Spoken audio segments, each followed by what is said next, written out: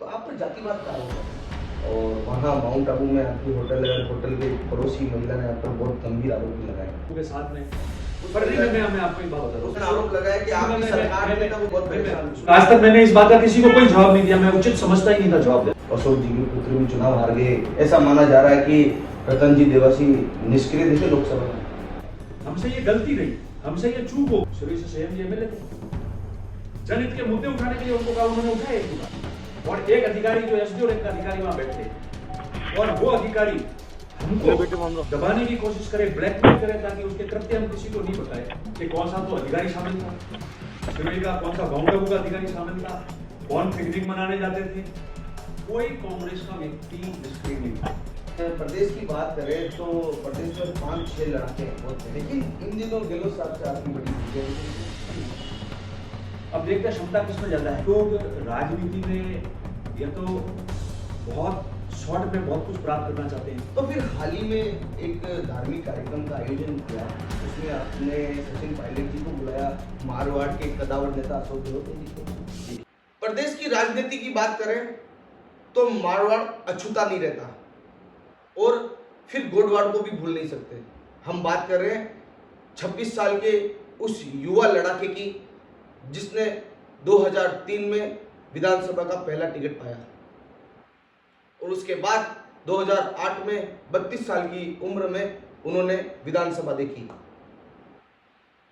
हमारे साथ में आज खास मुलाकात में है रानीवाड़ा विधायक रतन देवासी जी। रतन जी, आपका बहुत बहुत स्वागत है। रतन जी, राजनीति की बात आती है तो राजनीति में एक राजनेता के पीछे विवाद साए की तरह घूमता है। अब राजनेता है तो विवादों के कई अनसुलझे सवाल होते हैं जो जनता भी चाहती है और उन सवालों का जवाब हर कोई चाहता है, लेकिन बहुत कम नेता होते हैं जो ऐसे सवालों का सामना करते हैं। बाकी तो अमूमन देखने को मिलता है कि विवादों से जुड़े सवालों से कन्नी काट लेते हैं। तो रतन जी, आपसे पूछना चाहेंगे कि आप 26 साल के थे जब आपने पहली बार विधानसभा का टिकट लिया और आपने राजनीति के इस दंगल में गदर भी मचाया। देखिए सर जी, पहली बात तो आपका धन्यवाद और बहुत लंबे समय से आप मुझे कह रहे थे, इसलिए मैंने आपको वादा किया था कि हाँ पहला कोई भी ऐसा होगा तो आपके साथ में बात करेंगे और समय लिखा हुआ होता है, जब चीज़ होनी होती है उसी समय होती है। तो आपका धन्यवाद। और देखिए उम्र तो होती है, लोग राजनीति में देर समय सबको मौका मिलता है, कईयों को नहीं भी मिलता है। तो मैं लकी रहा कि मुझे अच्छा मौका मिला। हालांकि मैंने एनएसयू से, यूथ कांग्रेस से, सभी में काम करते करते एक ऐसा अवसर मिल गया और अवसर ऐसा मिल गया कि ये तय हुआ कांग्रेस पार्टी की तरफ से और आज़ाद राजस्थान में लोकतंत्र जब से स्थापित हुआ तब से देवासी समाज के किसी व्यक्ति को टिकट मिलता नहीं था। तो ये तय हुआ कि भाई इतनी बड़ी आबादी है, मूल ओबीसी की जाति है, इतनी बड़ी संख्या में रहते हैं, पशुपालन वर्ग से जुड़े हुए हैं, तो इनका प्रतिनिधित्व होना चाहिए। तो उस बात को लेकर जब पार्टी ने तय किया तो चूंकि मैं सक्रिय था और एक अवसर मुझे मिल गया और अवसर मिला तो उसके बाद पीछे मुड़ के देखा ही नहीं हम लोग ने। राजनीति में आप 1996, 97, 98 से सक्रिय रहे हैं। विधानसभा का रास्ता या विधानसभा का चेहरा आपको दिखाने वाले मुख्यमंत्री अशोक गहलोत हैं। देखिए उस समय गहलोत साहब राजस्थान के मुख्यमंत्री थे और 2003 में तो सरकार 3 तक सरकार रही, 3 में चुनाव हुआ विधानसभा का और तभी ये तय हुआ कि भाई एक हमको टिकट देना है। चूँकि वो मुख्यमंत्री थे, अपर हैंड था उनका सब कुछ।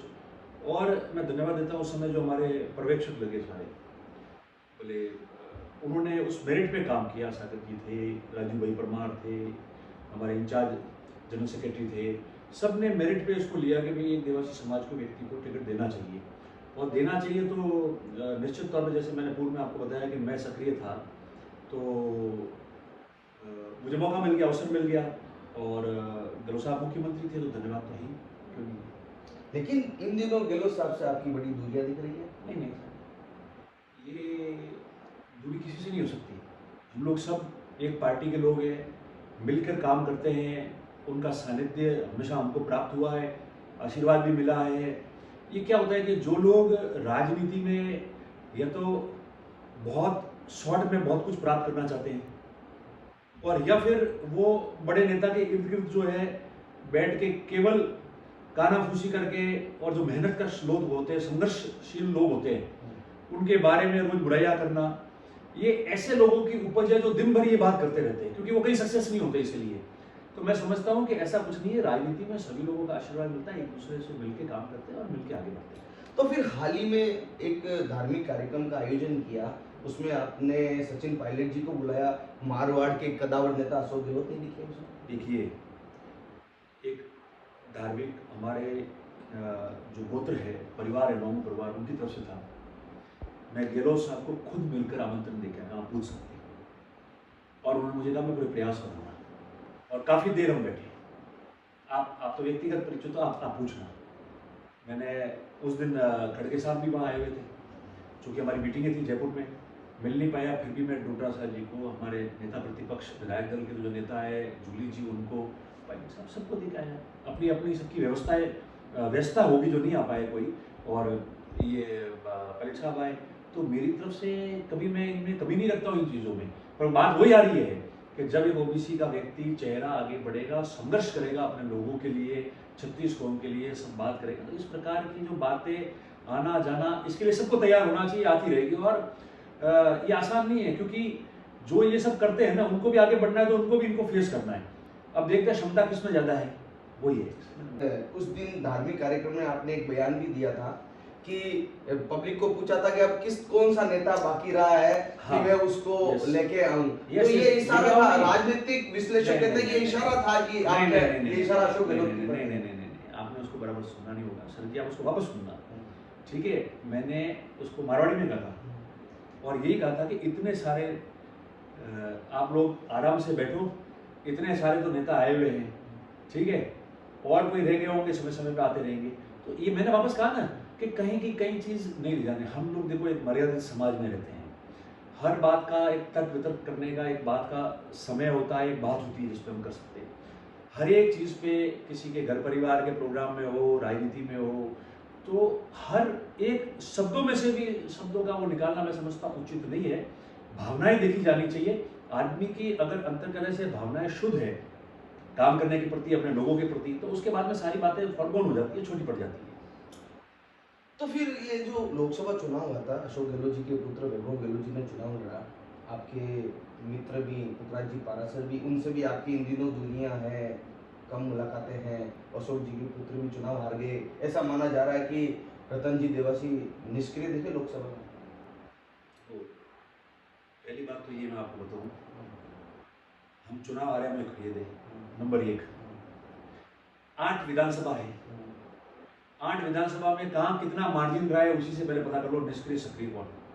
एक वो एक दूसरी बात है, कोई कांग्रेस का व्यक्ति निष्क्रिय नहीं था, सबने अशोक गहलोत जी के प्रति सबके अच्छे भाव रहते हैं, सबने उनके सानिध्य में, उनके आशीर्वाद में काम किया हुआ है, तो सभी ने अपने अपने प्रयास किए।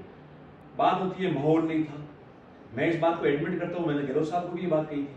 और आप पूछना कभी आपकी बात हो तो, आज नहीं, 2009 में जब मैं विधायक था, और तब जब संध्या चौधरी जी चुनाव लड़ी थी, उस समय मैं प्रथम व्यक्ति था जिन्होंने, गहलोत साहब सीएम थे, मैंने कहा था कि वैभव जी चुनाव लड़ा।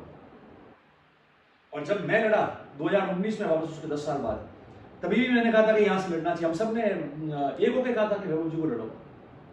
और इस बार भी उन्होंने कहा, तब हमने कहा टफ है, थोड़ी परिस्थितियां बदली हुई है, मुश्किल रहेगी हमें, मगर पार्टी का आदेश था, और कोई यहाँ से लोकल लड़ना ही नहीं चाह रहा था, किसी न किसी को तो लड़ना था, तो इन्होंने हिम्मत की, चुनाव लड़ा उन्होंने। तो किसी भी व्यक्ति ने निष्क्रिय रहा, सक्रिय रहा, ये सब की आपस की गुटबाजी की उपज होती है।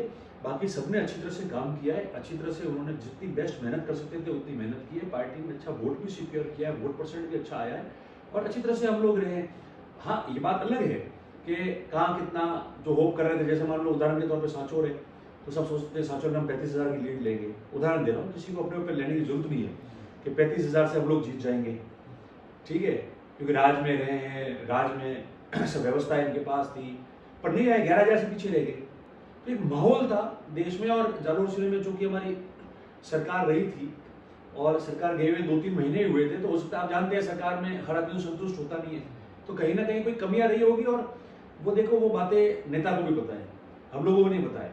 तो सभी लोगों ने, मैं किसी को नहीं कहता, सभी लोगों ने अपना बेस्ट परफॉर्मेंस दिया था। कोई आप मानते हैं कि पिछले समय से जो घटनाक्रम हो रहा है उससे आप कांग्रेस पार्टी से या अशोक गहलोत जी से या किसी से नाराज नहीं है इस बात में? नहीं, मैं तो बहुत यार छोटा कार्यकर्ता हूँ शरद जी, क्या क्यों नाराज हो गए, हमारी क्या रेंज कोई नाराज हो गए?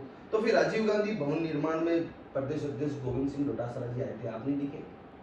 बिल्कुल हम लोग नहीं गए थे। हम, आप देखिए, समरजीत जी मैं भी नहीं गए, आप भी समरजीत नहीं सिंह जी एमएलए थे, वो नहीं गए, मैं था, मैं नहीं गया। नीरज गांधी जी सांसद है राज्यसभा के, शायद वो भी वहाँ नहीं थे। देखिए, मैं इसमें 2 बात आपको बताऊँ, क्योंकि चूंकि ये पार्टी की बात है, मैंने पहले दिन भी कहा था, अखबारों में भी मैंने यही कहा कि मैं पार्टी में सही जगह अपनी बात कहने के लिए, वहाँ हम हमारी बात रख देंगे, नंबर 1, ठीक है, और पूरी संपूर्ण बात मैं वहीं कहूँगा। एक दूसरी बात ये है उसमें कि कई बार क्या होता है कि कोई काम अधूरा होता है या कहीं कोई कमी रह जाती है, तो आप सोचते हो कि जैसे मैं गया, तो ऐसा नहीं, लोग उच्चतित होकर कोई बात कह देते हैं, कुछ कह देते हैं, तो सभी चीज़ों का पार्टी का ध्यान में रख के सारी चीज़ों में जाना पड़ता है। तो मैं समझता हूँ, मैं उसमें ज़्यादा नहीं जाना चाहता, ये हमारे ज़िले की व्यवस्थाओं की बात थी, ज़िले की बात थी। और ऐसा नहीं कि जाने से कभी कभार गए और तकलीफ नहीं आती, जाने से भी कई लोग के कार्यक्रम में बोल सकते थे कि ऐसा किया, उसने ऐसा किया, इसने ऐसा किया, तो हमारा अच्छा लगता क्या? लोग तो हमारे ही होते ना, लोग तो पार्टी के होते, ये शोभा थोड़ी देता हमको। तो जिस स्तर पर वो जो बात कहनी थी या शिकायत कहनी थी आपने कह दी? मैंने जिनको कहनी थी उनको कह दी, एक आध जगह और रह गई है, मैं कह दूंगा, ये हमारी आपस की बात है। और ये कोई, ठीक है, जाना नहीं जाना एक बात इशू बन गया कि गए कि नहीं गए, मगर उसके पीछे के जो कारण है वो लॉजिकल कारण है, इसलिए मैं उसमें उस लॉजिकल कारण को उस समय भी मैंने कहीं नहीं कहा, आज तक मैंने नहीं कहा, तो आज तक कह रहा हूँ लॉजिकल कारण है उसको बताओ। अभी मैंने एक सवाल किया था, पुखराज पाराशर जी का भी नाम लिया था, कब मुलाकात हो रही है, आपने टाल दिया। सब मिलते हैं, पुखराज जी हो, हीरालाल जी हो, सुखराम जी हो, सवाराम जी हो, संयम जी हो, नीरज जी हो, लीलाराम जी हो, मोती जी हो, कौन, सब आपस में एक परिवार। देखो, परिवार हमारे घर में नहीं होता क्या? परिवार चलता है, काम करते हैं, मन मुटाव भी होता है, बोलचाल भी होती है, शादी ब्याह होता है उसमें भी तो बोलचाल करते हैं, मन मुटाव होता है, फिर भी चलता है। नहीं, ये वास्तविकता है, मैं आपको बताऊं, वास्तविकता है। हम लोग क्या करते हैं, कई चीजों को हम लोग ये चाहते हैं कि कहीं ना कहीं ऐसी चीज आवे, ऐसी बात हो जिससे हम लोग चटकारे लें। हम लोग, मतलब आपकी बात नहीं, किसी की बात नहीं करता, मेरे परिवार की भी बात कर सकता हूँ, किसी की भी कर सकता हूँ, तो वो नहीं होना चाहिए। देखिए, राजनीति में इतना बड़ा वर्ग है राजनीति का, सब आपस में मिलकर काम करेंगे तो मतभेद भी होते हैं, कभी मनमुटाव भी हो जाता है, मगर उसको पूरा करना, सेटल करना, फिर साथ में मिलकर उठ के वापस काम करना, यही तो हमारी शैली होनी चाहिए ना, वो हो रहा है। प्रदेश की बात करें तो प्रदेश में 5-6 लड़ाके हैं बहुत भयंकर, जो अपने अपने क्षेत्र में पब्लिक के लिए लड़ते रहते हैं। आप इस गोडवार के तगड़े लड़ाके हैं, तो आप पर जातिवाद का आरोप है कि आप देवासी समाज को लेकर बड़ी जातिवाद करते हैं। अब तो सब साफ हो गया, आपका सवाल सही है और आप कह रहे भी सही है। एक तो आरोप अलग चीज है, और एक कोकस होता है जो ऐसी बातों को फैलाकर हवा बनाता है जिससे कि उसको फायदा हो, जिसमें वो कामयाब भी हुए। मैं इस बात को नहीं कहता हूँ, कामयाब हुए, वो कोकस कामयाब हुआ था, ठीक है। तो जातिवाद आप किसको कहते हैं? देखिए, एक समाज जो पिछड़ा है, जो ओबीसी वर्ग से आता है, मूलतः पशुपालन वर्ग से आता था, जिसने राजनीति में, लोकतंत्र के 50-60 साल तक राजस्थान में विधानसभा जिस समाज ने नहीं देखी हो, जिन्होंने प्रधान नहीं देखा हो, जिन्होंने शिक्षा में इतनी ऊंचाइयां नहीं छुई हो, अगर उनको साथ रख के, संगठन करके अगर उनको आगे बढ़ाना है और इन चीजों में कामयाब होना है, तो वो जातिवाद थोड़ी है, नंबर 1। नंबर 2, अगर मुझे मौका मिला राजस्थान की राजनीति में एक एमएलए का टिकट लेकर चुनाव लड़के जाने का, तो क्या मैं उस समाज का संगठन है, आगे बढ़ना है, राजनीतिक तौर पे हम लोग मैच्योर हो, होशियार हो, आगे बढ़े, वो नहीं करूंगा क्या? पर चूंकि जीत गया और ऐसा लगा कि ये हर गांव के अंदर इतने सारे वोट है, और ये जो जोधपुर का हमारा पूरा संभाग है, इसमें प्रत्येक विधानसभा में बहुत तादाद में वोट है, जो किसी न किसी के कब्जे में, किसी न किसी के पास रहते थे और वो हुक्म देके वोट दिला देते थे। आज हमारे हाथ से चला गया, पावर शेयरिंग में हम आ गए, वार्ड से लेके एमपी तक पावर शेयरिंग में आ गए, तो वो तो किसी को अच्छा नहीं लगेगा। और जिनको बहुत ज्यादा खराब लग रहा था, उन्होंने हवा बना दी, जातिवाद। जातिवाद कौन नहीं कर रहा था जातिवाद? अच्छा शिक्षा संगठन के लिए आगे बढ़ने के लिए जातिवाद करो, किसने ना किया है?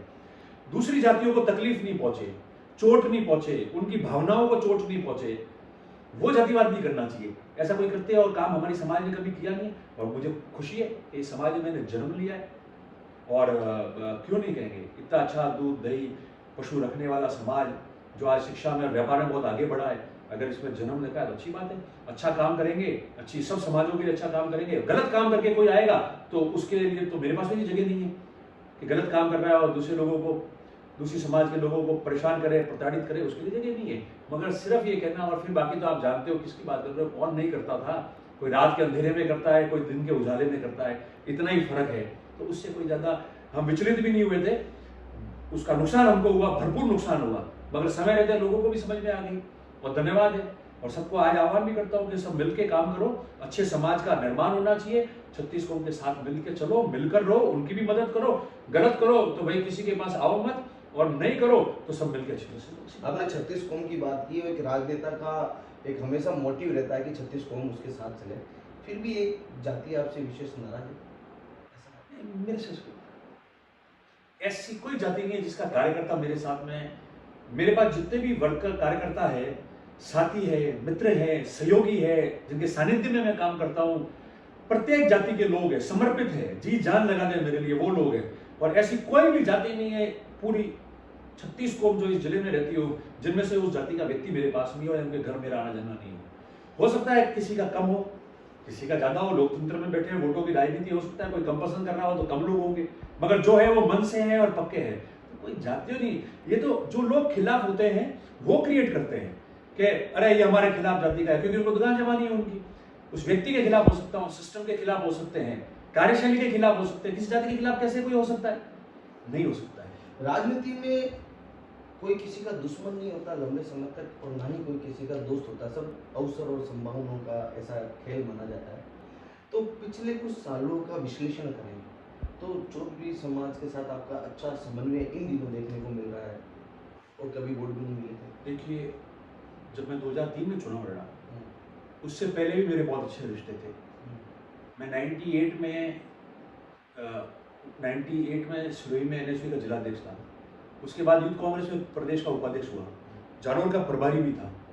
98 के चुनाव रत्नाराम जी चौधरी लड़ गए, मैं उनके साथ में पूरा साथ कंधा कंधे मिला के रहा, साथ दौड़ा।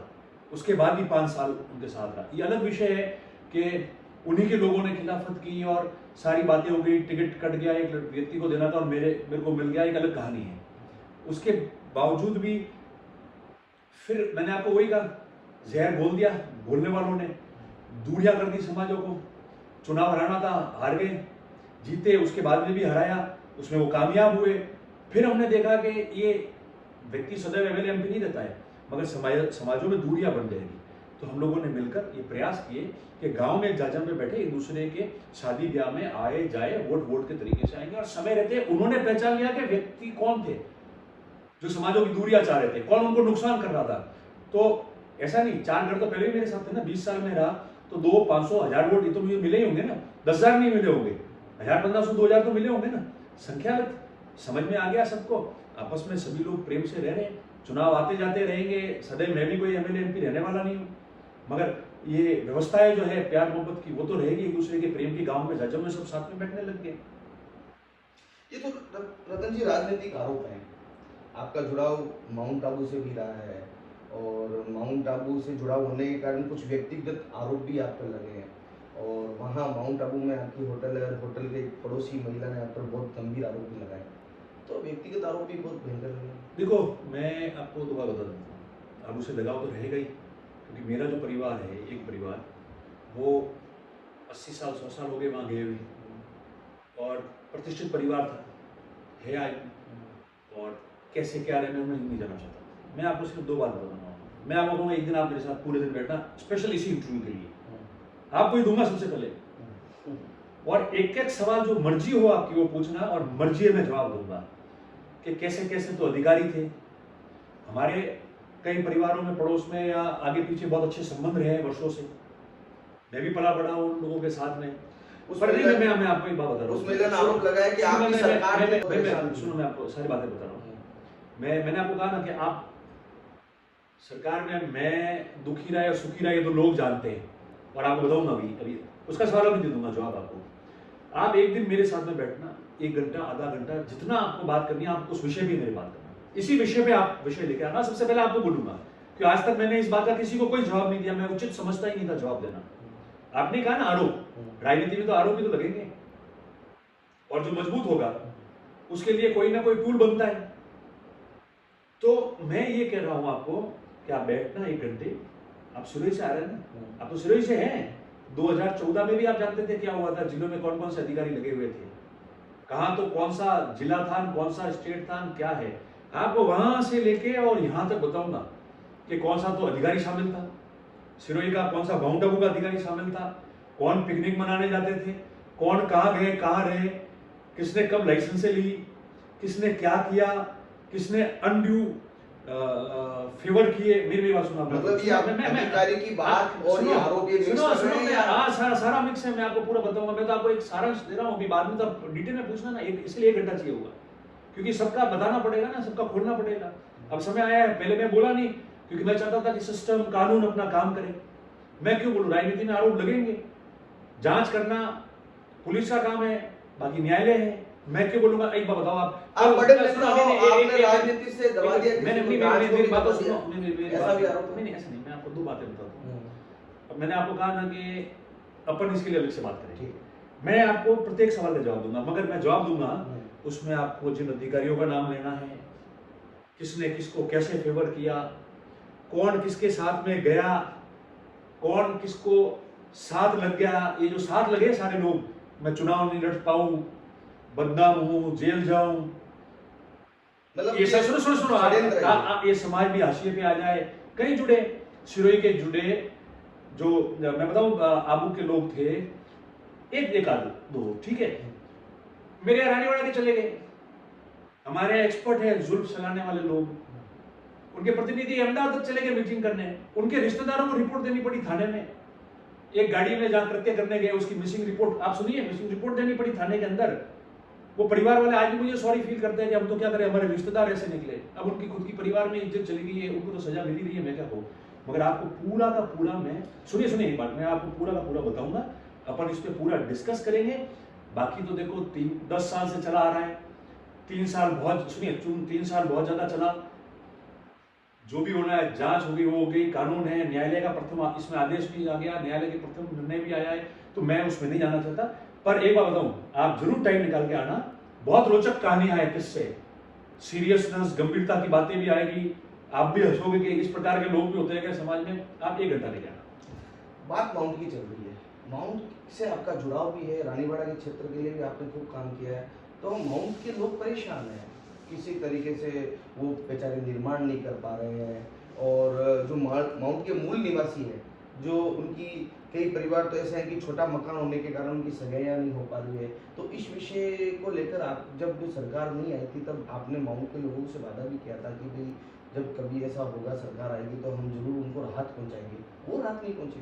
देखिए 2 बात बताओ, हमने नगर पालिका चुनाव में वादा किया था कि काम करने का, हमारी सरकार आ गई, लोगों ने बोर्ड बनाया, बोर्ड भी बना, 2 साल मैंने जी तोड़ कोशिश की, मेहनत की, कई ऐसे अच्छे फैसले भी कराए कि आबू के लोगों को बहुत राहत मिले, कहीं चक्कर नहीं काटने पड़े, कहीं आना जाना नहीं पड़े, निर्माण की स्वीकृति मिल जाए, मास्टर प्लान लागू हो चुका था। मगर वहां का ही एक फोकस है 4-5 लोगों का। इस बात को मैं, आप जब अलग से वापस आएंगे ना वो 1 घंटे इंटरव्यू लेने, उसमें आपको सारा खुलासा भी करूंगा, पर आज मैं आपको एक बता देता हूँ, संक्षिप्त में भी फोकस था 4-5 लोगों का। वो चाहते थे कि आम आदमी को रिलीफ मिल जाए, तो हमारा भ्रष्टाचार कैसे चलेगा। अधिकारी सोचते थे कि इनको रिलीफ मिल गई तो मेरी हुकूमत कैसे चलेगी, और लोगों को बरगला के मिसगाइड कर दिया। कुछ लोगों ने एनजीटी पहुंचे, कुछ नहीं हुआ वहां, एनजीटी ने मास्टर प्लान मॉडिफाई करने का कहा, हमारे 3 से 4 साल खराब हुए, लोगों को कब से व्हाइट कॉलर परमिशन मिल जाती, नहीं होने दी, 15 दिन में टोकन मिल जाते, उनको नहीं होने दी उन लोगों ने। वो सेट फोकस था और उसकी वजह से मैं प्रताड़ित रहा। मैंने सही बात जब की तो उन अधिकारियों को मेरे खिलाफ कर दिया गया। मेरी सरकार थी, कांग्रेस की सरकार थी, मैंने ये ऊपर जाके बात बताई, सुनवाई नहीं हुई। मुझे फील हुआ उस दिन कि वो मेरी सरकार नहीं, आज मैं आपको कह रहा हूं, मुझे फील हुआ। और एक अधिकारी जो एसडीओ रैंक का अधिकारी वहां बैठे, और वो अधिकारी हमको दबाने की कोशिश करे, ब्लैकमेल करे, ताकि उसके कृत्य हम किसी को नहीं बताए, और ऊपर सरकार में सुनवाई नहीं हो, और वो अधिकारी इसलिए कहे कि गलत काम चल रहा है और आप चुप रहो, आपका जो काम है कर लेंगे। आप ये छोड़ो बोले डेवलपमेंट की बात। अरे लोग सामने एक आदमी बाथरूम नहीं बना पा रहा है और एक महल बना रहा है, आप क्यों नहीं बोल रहे? क्या रहना दो ना, आपके क्या लेना देना? और अनड्यू फेवर क्या उन लोगों को, ऐसे लोगों को? मैं इसमें इसलिए आपको ज्यादा आज नहीं बताऊंगा, तो मतलब नहीं मैं सुनिए आप, मैं इसलिए इसको आपको एक शॉर्ट में बताया, विस्तार में नहीं बनाऊंगा, क्योंकि विधानसभा का सत्र आ रहा है। कि सरकार से नहीं, आपके कांग्रेस के संगठन से इस बात की तो नाराजगी नहीं कि आपको नहीं, फील हुआ था कि नहीं, आपकी सुनवाई नहीं, नहीं हो उसकी रही, नहीं, वो लंबी गैप तो नहीं पड़ा। वो लंबी बात है। मैंने हमेशा मेरिट पे बात की है, तो कब तक कोई दबेगा और नहीं बोलेगा? जनहित के लिए तो बोलते आए, नुकसान भी मैंने उठाया है, पर मैं इसलिए आपको विस्तार में नहीं बता रहा क्योंकि मैंने आगामी विधानसभा का जब सत्र आएगा तो मैं इन सारी चीजों को, मैं जो आपको बात बोल रहा हूँ ना, वो डॉक्यूमेंटेड और ऑन रिकॉर्ड बात कर रहा हूँ। कभी मैंने है ना गैर डॉक्यूमेंट और रिकॉर्ड ऑफ रिकॉर्ड बात नहीं की है, मैंने ऑन रिकॉर्ड की बात कर रहा हूँ। और इसलिए ज्यादा नहीं बता रहा अभी कि विधानसभा का सत्र आएगा, जब सत्र आएगा तब मैं इन सारी चीजों को रखूंगा, और रखूंगा नहीं, मैं मांग करूंगा कि किन किन मामलों में एसआईटी बनानी चाहिए, या फिर किन किन मामलों के अंदर रिटायर्ड ऑनरेबल जस्टिस की अध्यक्षता में कमेटी बना के जांच करनी चाहिए। उसकी गंभीरता आप समझ लो, नंबर 1। ठीक है। दूसरी बात कि इको सेंसिटिव जोन है, उसकी रक्षा करने का दायित्व किसको दिया? बफर जोन को लेकर एनजीटी और सुप्रीम कोर्ट बहुत ज्यादा सख्त है, और बफर जोन रक्षक बाढ़ खेत को खा रही है, जिसको दूध की रखवाली दी वही दूध पी रहा है। बफर जोन जो है उसके अंदर टॉप मोस्ट अधिकारी बैठ के उस बफर जोन के अंदर डीजे बना के पार्टियां चले, कमर्शियल एक्टिविटी हो, और आप कुछ नहीं कहो, और सामने गरीब का बाथरूम हो तो उसके पीछे पड़ जाओ, तोड़ दो। हमने तो रात को देखा था इसको। तो उसकी कौन जिम्मेदारी लेगा? उसकी जिम्मेदारी तय होनी चाहिए, जिम्मेदारी तय होगी उसकी, कैसे नहीं होगी? क्योंकि आपको कानून ने राइट दिया और आपको कानून ने इंस्ट्रक्शन दिए थे कि ये काम करो। गरीब परमिशन लेना चाहेगा, नहीं मिलेगी। पहले तो मैं अभी की बात नहीं कर रहा, पहले तो हमारे वाले सरकार के कार्यकाल की बात कर रहा हूं, अभी की तो और भी लंबी कहानियां हैं।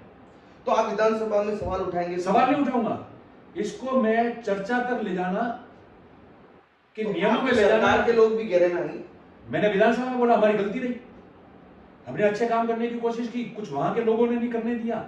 जो कोकस था, जिनके हितैषी और रक्षक बने थे ऐसे एसडीओ आके, जिन्होंने उनको कहा मर्जी है तू बनाता जा, कोई नक्शा नहीं, कोई कन्वर्जन नहीं, बनाते गए उनके सामने। आई विल प्रूव इट, मैं उसको बताऊंगा, और किस तरीके से फिर मेरे को उन्होंने क्या किया वो भी बताऊंगा। चर्चा में मैंने विधानसभा में आपके बोला ना हमारी भी गलती थी, पहले मैंने आपके विधानसभा के सत्र में भी बोला कि कई गलतियां हमारी भी रही है। तो इसका मतलब कि हमारी गलती रहे तो हम बोलेंगे नहीं कि हमारी गलती रही। राजनीति में मैं ये कह रहा हूं कि काम करने वाले से गलती रहती है। अगर मेरी उस समय सुनवाई नहीं हुई तो नहीं हुई, मैंने अगर नोटिस में लाया अधिकारियों के और उन्होंने नोटिस में नहीं लिया तो नहीं लिया। हो सकता है कि यहाँ के अधिकारी ने कुछ दूसरा मिसफीड कर दिया। तो मतलब बोला जाए कि रतन देवासी ये लड़ाका अब चुप रहने वाला नहीं है, और अगर आपके लोगों के खिलाफ भी बोलना पड़ेगा तब आप बोलेंगे। देखिए इसका मतलब ये है, यस, मतलब यस, ये अगर गलतियां देखो, खिलाफ आप इन शब्दों में मत जाओ कि खिलाफ बोलेंगे। हमारे से जो गलतियां रही है तो उसको स्वीकार करेंगे कि ये गलतियां हमारे से रही है। मैं काम नहीं कर पाया हूँ तो मैं कहूंगा मैंने काम नहीं किया है। इसको खिलाफ, आरोप, प्रत्यारोप, नाराजगी शब्द मत यूज कीजिए। इसको इसलिए कि हमारे समय में हम ये नहीं कर पाए, हमसे ये गलती रही, हमसे ये चूक हो गई, हमारी यहाँ सुनवाई नहीं हुई, मैं उन शब्दों की बात कर रहा हूँ। तो इसका मतलब ये लोकतंत्र में सहते रहो, कुछ बोलो नहीं, जिसकी जो मर्जी आएगा वो कलम चला देगा और कुछ बोलेंगे नहीं। क्या आम आदमी की बात नहीं करेंगे क्या? मूल निवासी कितने हैं वहां, कितने सालों से मूल निवासी है वहां के लोग, बाथरूमों के लिए चक्कर काट रहे हैं। और मैं आपको बताऊं 2009 में जब इको सेंसिटिव जोन लागू हुआ तब फॉरेस्ट ने उसकी इमेज ली हुई है। अगर न्याय की बात है और न्याय की बात करनी है तो फॉरेस्ट से 2009 के इको सेंसिटिव जोन जब घोषित हुआ उसकी इमेज लाके आप तुलना करवा दो, पता चल जाएगा सब। और पता चलने के बाद में वो गरीब तो मजबूर है, उसको उसके परिवार बढ़ाना है, बेटे की शादी करानी है, बेटी को घर भेजना है, अच्छा बाथरूम चाहिए, मेहमान आएंगे, तो उसने चोरी छुपे बाथरूम ही बनाया होगा। उसको मजबूरी में कराया, मानव अधिकार का शोषण करके वो जो है वो काम उससे कराया गया है। मगर जब बड़ी चीजें बनी तब जिसकी जिम्मेदारी थी उसकी जिम्मेदारी तय नहीं करेंगे क्या? कानून में तो सबसे प्रथम जिम्मेदारी उसकी तय होती है जो हाकिम होता है, जिसके हाथ में सारी व्यवस्थाएं दी जाती है। तो उसकी जिम्मेदारी तय नहीं होगी। और जब ये बातें करेंगे तो हम खराब, ये बातें करेंगे तो 4 आदमी और लाके कल खड़ा कर देंगे। आप देख लेना, आपके इंटरव्यू के बाद मेरे खिलाफ होगा और हम तैयार है सामना करने के लिए। मगर सच तो सच रहेगा, दूर तो दूर रहेगा। अरे एक अधिकारी तो ऐसा आया जिसने करोड़ों रुपए की संस्था थी, उसमें कहा कि आप यार फालतू इसमें क्यों पंचायती करते हो, मैं सेटलमेंट करा देता हूँ। ये कौन था? मैं फ्लोर पे कहूंगा, विधानसभा के फ्लोर पे बताऊंगा सारी चीजें, क्योंकि मुझे लोगों ने वहां भेजा है। प्रदेश की बात बता सकता हूँ, वहां का भी मैं रहने वाला हूं। और सही गलत जो है वो बात रिकॉर्ड पे आएगा, और मैं रिकॉर्ड में अगर कोई बात गलत करूंगा तो मैं ये भी बोलूंगा कि खुलासे नहीं है। खुलासे अब उसको यूं भी कह सकते हैं, खुलासे कि किसी को पता नहीं और ऐसे ही शोषण होते गए और काम हो गया। आप कैसे एक्सपेक्ट कर सकते हैं शरद जी, एक बात बताओ कि हमको अगर मुझे आज दिया है ये कलम चलाने के लिए तो मैं सबको फटाफट जो है वो रिलीफ दूं। मैं रिलीफ तो दे नहीं जाऊं, और ऊपर मैं पंचायती और कर रहा हूं, और मैं आगे कहूं कि यूं नहीं यूं करना, और आप पॉलिटिकल लोग हो, दूसरे हो, उनको भी को दबाने की कोशिश करो, फिर उनको ऐसा नहीं तो ऐसा हो जाएगा। और आप चोरी जो कर रहा है उसकी चोरी करने में उसका साथ देने के लिए और कह रहे हो मेरे जैसे आदमी को, क्या आप तो चुप रहना, अगर यूं नहीं तो यूं हो जाएगा आपके, और नहीं तो हम ये कर रहे हैं। और मैं जो कह रहा हूं ना आपको, अगर ऑन द फ्लोर अगर मेरी एक बात भी गलत निकले तो मैं ये भी कहूंगा कि मेरे खिलाफ आप कार्रवाई करना उसी कमेटी से। कई ऐसे मामले हुए। रतन जी, एक अंतिम सवाल है। सचिन पायलट जी के आप प्रबल समर्थक माने जाते हैं, क्या आप स्वीकार करते हैं बात को? देखिए, मैंने गहलोत साहब ने 2003 में मुख्यमंत्री थे, मुझे टिकट मिला। उसके बाद 2008 तक मैंने उनके साथ में काम किया, उनके सानिध्य में। 7 तो क्या, मैं तो बहुत छोटा हूँ। 8 से लेके मैं चुनाव जीता, 13 तक उप सचेतक रहा, मुख्यमंत्री थे, पूरा सानिध्य आशीर्वाद रहा, साथ में काम। 2014 में पायलट साहब पीसीसी के चीफ बने। 18 में विधानसभा का चुनाव हुआ। 14 में उनके साथ में बहुत मेहनत की हम लोगों ने, घूमे, खूब मेहनत की, खूब मीटिंगें की, आते गए। और 18 में सरकार थी, और उसके बाद में वापस अभी जो विधानसभा का चुनाव हुआ, मैं विधायक हूँ, वो भी विधायक है। तो कहने का मतलब ये है कि हाँ, वो भी हमारे अच्छे लीडर हैं, पसंद करते हैं हम उनको, उनके साथ रहना पसंद करते हैं, स्ट्रेट फॉरवर्ड पर्सन है, अच्छी बातें करते हैं, हमेशा सबको प्रोत्साहित करते हैं। तो मैं देखो, मैं एक बार बताऊं मैं आपको, मैं ओबीसी का व्यक्ति हूँ, और किस समाज से उठ के हम कहाँ तक आए। हमने ये सारी प्रताड़नाएं जो झेली, मैंने जो जलील हुए हैं, झूठे मुकदमों का सामना किया, न्यायालय से शरण लेनी पड़ी, और ये सारी बातें हुई ना, ये जो बदनाम करना, कोई भी आवे, जैसे आपने माउंट का उदाहरण दिया, अधिकारी आके बैठ जाए, हमको ब्लैकमेल करे, करोड़ों रुपए की संस्थाओं में भागीदार बनने की, चुप रहने की बात करे, वो लाऊं ना फ्लोर पे। तो ये सब हमने झेली है। तो मैं व्यक्ति की कीमत समझता हूँ, प्रत्येक व्यक्ति की, और मैं कभी ये नहीं समझता कि मैं उसका हूँ, इसका हूँ। लीडर, अगर अच्छे लीडर हमारे हैं, हम उनको पसंद करेंगे, साथ में रहेंगे, तो कोई गुनाह थोड़ी उनके साथ में रहना। पसंद कर रहे हैं, खुला कह रहा हूँ, अच्छा है, पसंद करते हैं, उनका साथ पसंद है तो साथ पसंद है, लेकिन उसका मतलब ये थोड़ी हुआ वो अशोक गहलोत को पसंद नहीं करते हैं, और उन पर आरोप अशोक गहलोत ने 2 दिन पहले लगाया कि सरकार गिराने में उन्होंने भूमिका निभाई। उन्होंने, अशोक गहलोत जी ने कहीं उनका नाम नहीं लिया। सब मीडिया की उपज होती है कि वो इसको पसंद नहीं करता है। मेरी बात सुनो, सारे काजी बात, उन्होंने अशोक गहलोत जी राजी, सब राजी, आप मेरी बात ओपन नाम लिया सर, दोनों कह रहे, सोनिया गांधी जी के सामने ओपन जाके उनको, पुरानी बातें हो गई। आज की तारीख में दोनों कह रहे कि हम दोनों एक दूसरे को पसंद नहीं करते, तो आप मेरे पास वापस आना कि भाई दोनों ने ना कह दिया, आप बताओ आप किसको पसंद करोगे। देखिए, मैं बताऊं, अच्छे व्यक्ति का, राजनेता का, उसको खुद को मिनिमम ये कोशिश करनी चाहिए। अगर इस बात भी आती है ना, तो उनको सबको इस बातों को मैं संभालना नहीं कहूंगा, मगर इनको ये तो मतलब सिरे से खारिज करने वाली बात है। राजनीति में तो ये बात नहीं करेंगे तो फिर मसाला कहां से आएगा, मसला बनता ही नहीं है ना। अगर कहते हैं दोनों का अच्छा प्रेम है तो फिर क्या डिस्कशन होगा, कोई डिस्कशन नहीं होगा। कि मेरी बात सुनो, सबके साथ अच्छा है, अच्छा प्रेम रहता है, नौजवान व्यक्ति है पायलट साहब, हम मरी हुए, तो क्यों, आप बताओ क्यों नहीं, आप आपके अंतर आत्मा से बात करना, आप खुद बताओ मेरे को ये सवाल। पर मैं देखो एक बात, 2 बात साफ समझता हूँ, बिलो द बेल्ट राजनीति नहीं होनी चाहिए। हमने तो बिलो द बेल्ट फेस किए और संघर्ष करते करते यहाँ आए। 36 कौम का लोगों का धन्यवाद कि बहुत प्रेम रखते हैं, छोटे से बच्चा हो, 3-3 पीढ़ी, 4-4 पीढ़ी के बच्चे हो गए अभी, दादा के पोते पोते की शादी की उम्र हो गई है, वो परिवार भी आज मेरे साथ है। जिंदगी में आदमी अगर मान सम्मान प्रतिष्ठा और प्यार कमा के जाता है तो कुछ नहीं होता है, आज मेरे साथ में वो है। 10 साल आप किसको कहते हैं, लोग 5 साल में जो है आप देखिए चुनाव लड़ते हैं, मैंने 5 साल में 3 चुनाव लड़े। लोग 5 साल में 1 चुनाव लड़ता है, हार जाते हैं, थक जाते हैं। 10 साल पावर से बाहर रहे, 10 साल चुनाव हारे हुए रहे। कई लोग कहते अरे कई लोग कहते हार गए, तुम लड़के तो देखो, जो लड़ाई नहीं वो हार जीत का क्या विश्लेषण करेगा। किसी की मजाक उड़ाना अलग बात है, मगर हमने अच्छे वोट सिक्योर किए, कभी अपमानित नहीं हुए कि वोट ही नहीं आए। और देखो एक बड़े वर्ग से और समाज से आओगे और वो जागृत हो जाएगा, पूरे देश में लोग प्रेम करते हैं। तो ये आरोप लगना, किसी को खड़े करना, कोई खुद सहारा लेता है, कोई जातिवाद का सहारा लेता है, कोई महिलाओं का सहारा लेता है, कोई अधिकारियों का सहारा लेता है, अरे लेते रहेंगे, हम तो उसका मुकाबला करेंगे। और मैं एक बात और कह रहा हूं आपको, सही गलत इस सृष्टि पे ही है ना, न्याय होके जाता है। और न्यायालय बैठी है, न्याय होता है वहां न्यायपालिका में, कागजों को कोई झुटला नहीं सकता है।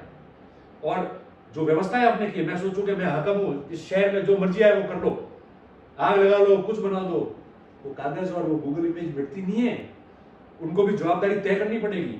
और मैं सीरियसली आपको कह रहा हूं कि उस जो आपने पहला पूछा है, इन सब प्रकरणों में जिनके अधिकारियों की गलती थी, जिन्होंने हमको उस राज में दबाया, कांग्रेस का राज समझ के, और आप देखिए कैसी व्यवस्था इनकी तय थी कि ऊपर भी कोई बात नहीं सुने, इतनी व्यवस्थाएं कर दी हमारी कि इनकी बात ही मत सुनो।